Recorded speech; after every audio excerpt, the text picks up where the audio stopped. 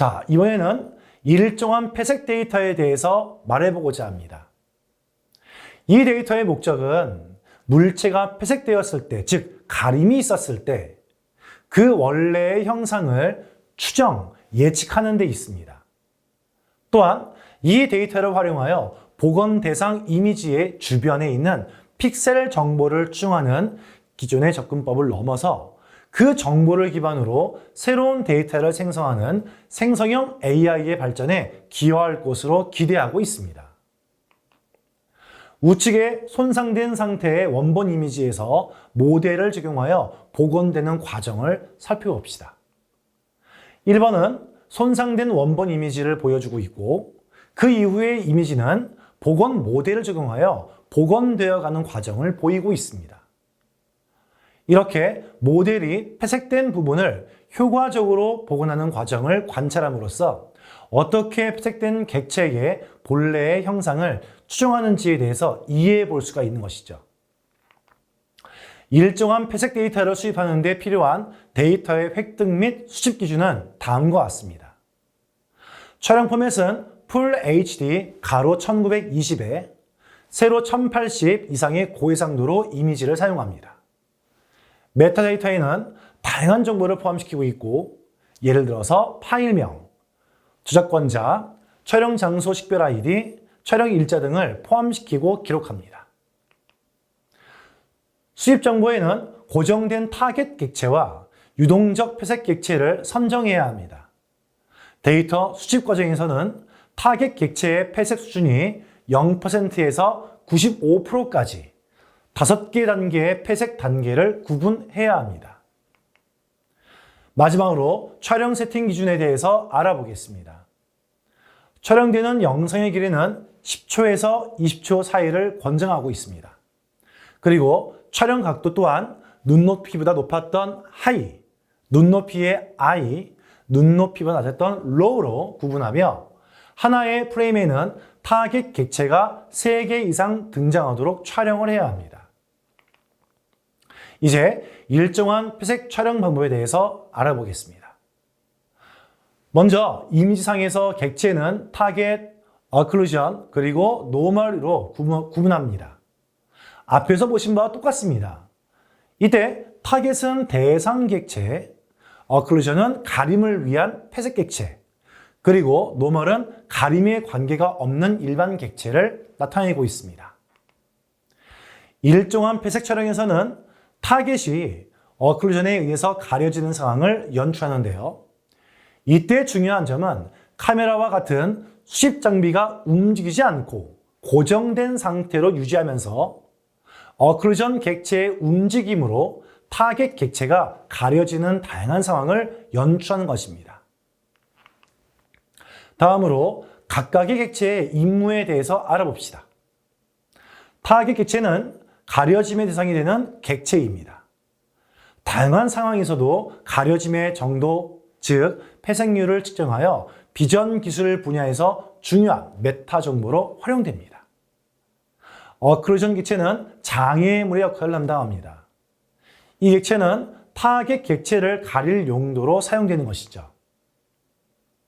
마지막으로 노멀 객체는 프로젝트에서 라벨링 대상으로 정의된 대상이지만 타겟도 어클루전도 아닌 객체를 말합니다. 이 객체는 일반적인 상황에서 객체의 인식 및 탐지 학습을 위해서 라벨링 대상이 되고 있는 것입니다. 자, 이번에는 일정 회색 데이터의 데이터 획득 및 수집 예시에 대해서 알아보겠습니다. 우리의 대상 객체, 즉 타겟은 자동차로 설정해 봅시다. 이 자동차를 고정하고 사람 같은 다른 객체가 움직여서 회색 상황을 설정합니다. 이때 회색 역할을 맡았던 사람의 움직임에 따라 발생할 수 있는 회색 상황을 촬영합니다. 그 결과로 자동차에 대한 회색 상황이 발생되겠죠. 이처럼 데이터를 획득하는 방법은 매우 다양하고 우리가 어떤 결과를 원하는지에 따라서 그 방법이 달라집니다. 이 예시는 그중 하나를 보여주는 것으로 실제로는 폐색 상황을 만들어내기 위해서 다양한 방법을 적용할 수가 있습니다. 여러분도 물체 간의 가림 상황을 가정해서 한 번쯤 생각해 보시면 좀 더 수월하게 이해할 수 있을 것 같습니다. 자, 다음으로는 일정한 폐색 데이터에서 데이터를 획득하거나 수집할 때 주의해야 될 사항에 대해서 알아보겠습니다.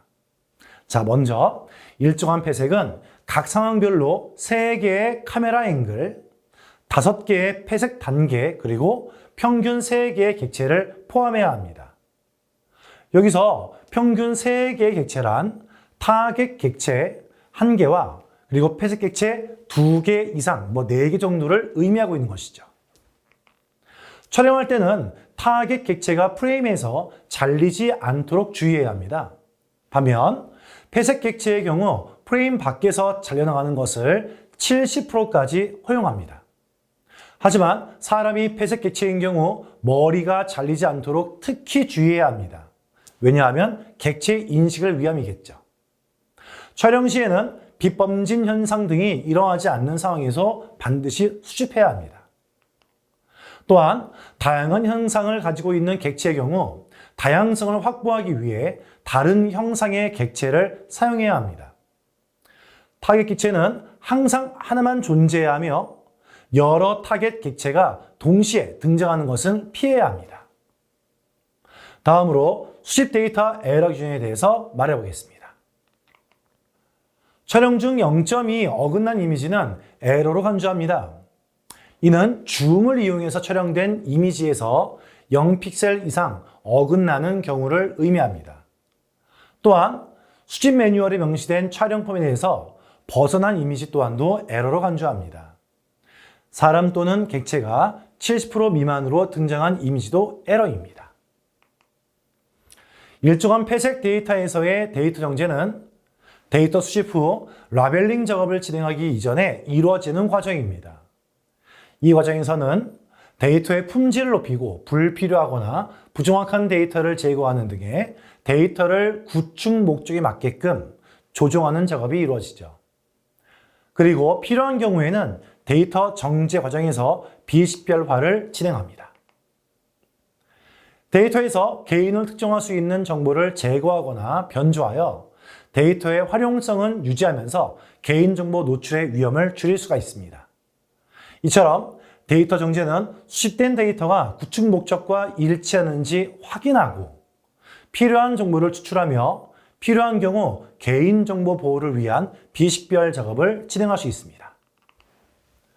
다음은 데이터 정제 기준입니다. 정제 진행 시 정제 파일의 통일성을 부여하기 위해 기준을 꼭 설정해야 합니다. 포맷은 이미지 해상도, 파일 확장자 포맷이 해당되며 비식별화를 통한 차량 번호 및 사람 얼굴 등의 민감 정보에 대해 블러링을 처리합니다. 블러링 처리는 식별이 힘들도록 흐림 처리하는 것을 의미하고 있고, 파일명 규칙은 데이터가 가진 구조 및 특성을 파일명에 적용하는 규칙으로 정제가 완료된 데이터에 대해서 파일명을 부여해야 합니다. 일정한 폐색 데이터 정제 과정에는 몇 가지의 주의사항들이 있습니다. 첫 번째로 중복 이미지 제거가 있겠죠. 원천 데이터 정제 과정에서 폐색이 제대로 되지 않은 부분을 제거하고 허용 범위 95% 이내에 유사 이미지에 대한 중복 제거를 실시합니다. 하지만 유동적 폐색에서 모든 프레임을 사용하는 데이터의 경우에는 유사도 허용 범위에 제한을 받지는 않습니다. 자, 두 번째로 비식별화 매뉴얼 및 가이드가 필요합니다. 데이터에 포함된 개인정보를 보호하기 위해 얼굴 부분에 흐림 효과를 추가하여 비식별화를 진행합니다. 이때 객체의 얼굴을 벗어나지 않는 범위에서 블러링 처리를 진행한 것이 제일 좋겠죠. 또한 차량 번호, 간판, 집 주소 등 비식별 진행 기준의 범위에 뚝 포함이 되어져 있어야 합니다. 마지막으로 데이터 점검이 필요하죠. 폐색이 제대로 되지 않은 부분, 중복 데이터, 저해성도 데이터, 의미가 없는 등의 모든 데이터를 제거하여 데이터의 품질을 향상시켜야 합니다. 이를 위해 적절한 프레임 분할 기준을 설정하여 데이터 중복을 방지하고 작업의 효율성을 높여야 하며 획득한 데이터는 DSLR, 넥밴드, 스마트폰, 짐벌 카메라 등의 다양한 방법을 통해 영상 정제를 진행합니다. 일정한 회색 데이터의 구축 공정에서도 다양한 객체의 클래스로 정의하게 됩니다. 이 클래스는 대, 중, 소 분류로 구성되며 이를 통해 데이터셋을 세분화하여 더 정교한 학습을 가능하게 합니다. 먼저 대분류는 배경 1개이며 그 하위의 중분류는 총 4가지로 구성됩니다.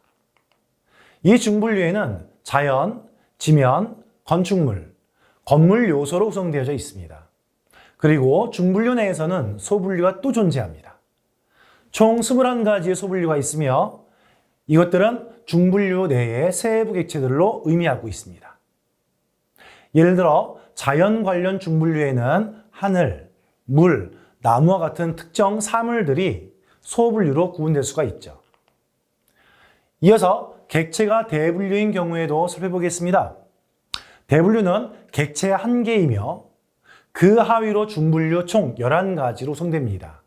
이 중분류에는 가구, 인테리어, 생활가전 등이 포함될 수가 있고 예를 들어서 실내 물품 관련 용품으로는 주방용품, 생활가전 등이 있을 수 있습니다. 이 중분류를 기준으로 데이터가 세분화되어 구축되게 됩니다. 그리고 중분류 내에서는 소분류가 또 존재하죠. 총 61개의 소분류가 있으며 이것들은 중분류 내의 세부 객체를 말하고 있습니다. 예를 들어 인테리어 관련 중분류에는 거울, 달력과 같은 특정 용품들이 소분류로 구분될 수가 있습니다. 자, 이어서 데이터 가공에서 사용되는 세그먼테이션 라벨링 기법은 인스턴스 세그먼테이션, 시멘틱 세그먼테이션, 페노틱 세그먼테이션 등 다양한 종류로 분류가 가능합니다. 여기서는 페노틱 세그먼테이션의 특징에 대해서 알아보겠습니다. 첫 번째 특징은 이미지의 모든 영역이 라벨링 대상이라는 점이겠습니다. 일반적으로 천정이나 벽, 바닥 등은 배경으로 표현됩니다. 이 배경이 해당되어지는 클래스는 프로젝트 설계 단계부터 정의가 되어져 있어야 되고 두 번째 특징은 하나의 이미지에서 같은 클래스의 객체가 여러 개 등장하는 경우 각각을 다르게 구분해서 라벨링해야 한다는 점입니다. 이를 위해 이 프로젝트에서는 클래스 외에도 num이라고 하는 속성을 정의해서 객체별로 고유, 번호를 부여하고 구분하게 됩니다. 마지막 특징은 모델 학습을 위한 이미지를 픽셀 단위로 구분해야 한다는 점입니다. 또한 원근감에 따라 적절하게 레이어를 배치하여 올바른 작업물이 완성되도록 준수해야 합니다. 이렇게 데이터 가공의 특징에 대한 이해를 통해서 더욱 품질 높은 데이터의 확보가 가능해집니다. 다음은 데이터 가공 시 발생할 수 있는 오류 유형에 대해서 알아보겠습니다. 오류 유형은 다시 또 크게 분류 오류, 영역 오류, 객체 누락, 불필요 객체 등 총 4가지의 오류 유형으로 가지고 있습니다. 가공 오류 사례를 하나씩 한번 짚어보면서 살펴보겠습니다. 해당 프로젝트에서는 분류 오류를 3가지 케이스를 나누어 정의했으며 이를 하나씩 설명해 보겠습니다. 첫 번째 케이스는 바운딩 박스 라벨링에서 의자 객체를 사람으로 클래스 태깅하여 발생한 오류입니다. 이런 오류는 객체를 잘못된 클래스로 라벨링하여 발생되는 것이죠. 즉, 의자 객체가 사람으로 잘못 라벨링 되었기 때문에 분류 오류에 해당하는 것입니다. 두 번째 케이스는 속성 부여 작업에서 타겟 객체인 자동차를 노멀 객체인 사람으로 잘못 부여하여 발생되는 오류입니다. 이런 오류는 객체 간의 가림 관계를 잘못 파악하여 속성을 부여하여서 생긴 오류이겠죠. 세 번째 케이스는 라벨링 가공 시에 같은 종류의 사람 객체의 num 속성을 동일하게 기재하여 발생한 오류입니다. 넘 속성은 각각의 객체를 고유하게 식별하기 위해 사용된 번호인데 이 번호가 중복되는 경우 동일한 객체가 2번 이상 라벨링 되었다는 것을 의미하고 오류로 인식하는 것이죠. 자, 영역 오류는 또다시 세 가지 케이스로 나누어서 정의됩니다. 라벨링 대상 객체의 외곽 라인을 벗어나거나 너무 많이 포함하여 가공한 경우가 있을 수 있겠습니다. 즉, 실제 객체의 경계를 정확하게 따라가지 않거나 객체를 포함하는 데 과도하게 큰 영역을 라벨링하는 오류이겠죠. 이러한 영역 오류는 객체의 경계를 정확하게 따라가지 않아서 객체의 일부가 누락되거나 객체 주변의 배경이 객체로 오인되는 경우가 또 발생할 수 있습니다. 또는 라벨링 작업 시 너무 넓은 영역을 선택해서 그 영역이 다른 객체로 오인될 수 있는 오류가 생길 수 있는 것이겠죠. 두 번째 케이스로는 원근감을 고려하지 않고 객체의 레이어 순서가 실제와 다르게 가공한 경우를 말합니다. 즉, 실제 객체 간의 위치 관계 분석이 잘못된 상태로 라벨링된 오류입니다. 세 번째 케이스는 페노틱 세그멘테이션을 수행할 때 같은 객체를 묶어서 라벨링하는 오류입니다. 이 페노틱 세그멘테이션은 같은 종류의 객체를 픽셀 단위로 각각 분류하여 라벨링하는 작업이죠. 따라서 개별적으로 라벨링하지 않고 같은 객체를 묶어서 하나의 라벨로 처리하는 경우가 있을 수 있습니다. 다음의 유형은 객체 누락입니다. 이는 라벨링을 해야 할 정의된 객체에 대해서 작업하지 않은 경우를 말하는 것이죠. 즉, 데이터 가공 과정에서의 해당 객체의 라벨링을 빠뜨린 경우를 말합니다. 예를 들어 주어서 사전에 정의된 객체 중에서 라바콘이라고 하는 라벨링을 수행하지 않은 경우가 있을 수 있겠죠. 이로 인해 해당 이미지는 라바콘 객체가 라벨링 되지 않아서 데이터에 정보 손실이 발생됩니다.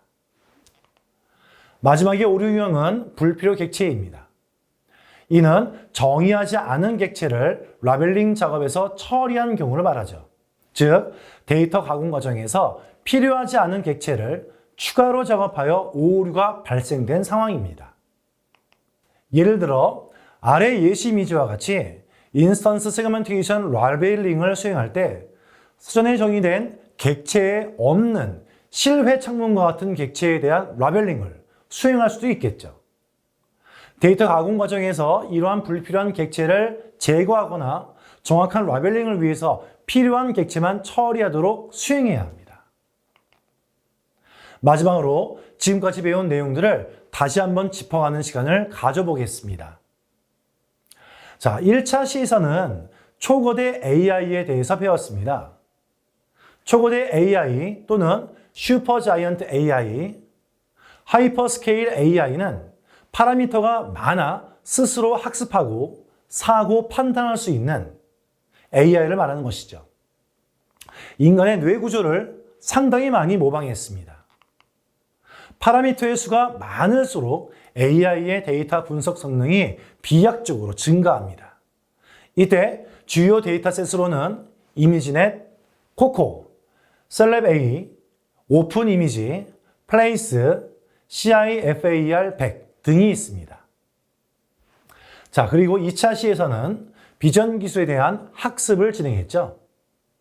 비전 기술은 영상, 이미지 데이터를 주로 사용하며 이 데이터들은 픽셀 단위로 구성이 되어져 있었습니다. 이를 위해선 비주얼 스튜디오 코드, 주피터 노트북 등의 개발 에디터와 텐서플로우, 파이토치, 케라스와 같은 프레임워크, 그리고 GPU 가속 기술인 쿠다를 사용합니다. 이 중 GAN이라고 하는 GAN 기술의 모델은 이미지 생성, 변환, 개선, 객체 감지 등 다양한 응용을 가능하게 해주죠. 그리고 3차 시에서는 유동적 표색 데이터와 일정한 표색 데이터에 대해서 알아보았습니다. 유동적인 표색 데이터는 물류산업 등에서의 업무 효율성을 증대하고 안전사고를 예방하기 위해 사용됩니다. 반면 일정한 표색 데이터는 복원 대상 이미지의 주변 픽셀 정보를 추정하거나 생성하게 되어지는 생성형 AI 발전에 큰 기여를 하고 있습니다.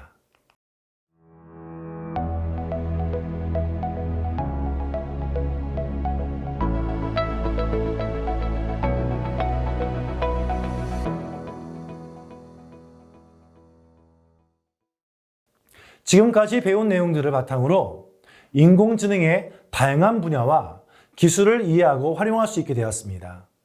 계속해서 여러분의 학습과 연구를 이어가면서 더욱 깊이 있는 지식과 경험을 쌓아가시길 바랍니다.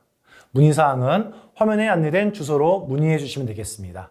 이상으로 비전기술 분야 심화과정의 3차 시과정을 마치겠습니다. 감사합니다.